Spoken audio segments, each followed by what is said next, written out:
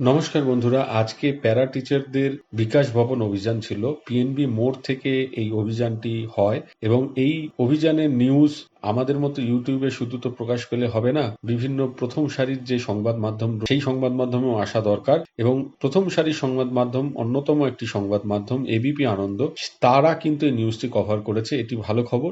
এবং এই নিউজটিতে ঠিক কি দেখানো হয়েছে, কতটুকু সম্প্রচার করা হয়েছে, কি বার্তা রয়েছে তার মধ্যে, সেটা এই ভিডিওতে আমি আপনাদের সাথে শেয়ার করছি। কেউ যদি কোনোভাবে এবিপি আনন্দ নিউজটি না দেখে থাকতে পারেন, তাহলে এই ভিডিও থেকে আপনারা কিন্তু সেই তথ্যটা পাবেন।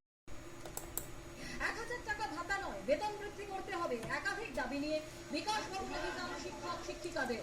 সমগ্র শিক্ষা বাঁচাও মঞ্চের ডাকে সল্টলেক পিএনবি মোড় থেকে মিছিল করে বিকাশ ভবন অভিযান।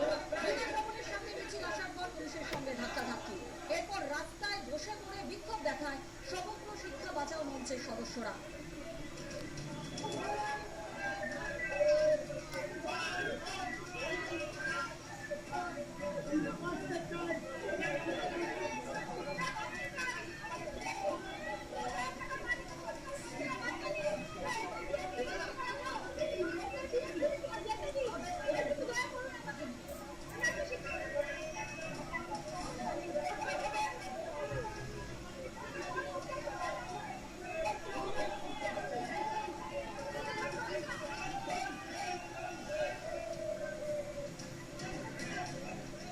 আমাদের দীর্ঘদিনের বঞ্চনা এবং আমাদের সম্মানীয় মাননীয় মুখ্যমন্ত্রী, যিনি আমাদের মানবিক মুখ দেখাবার প্রতিশ্রুতি দিয়েছিলেন, সেই প্রতিশ্রুতি আজকে আমরা মিথ্যে প্রমাণিত হলো। তিনি আমাদের সাথে কোনো রকম সেই প্রতিশ্রুতি রক্ষা করলেন না এবং অবিচার করলেন।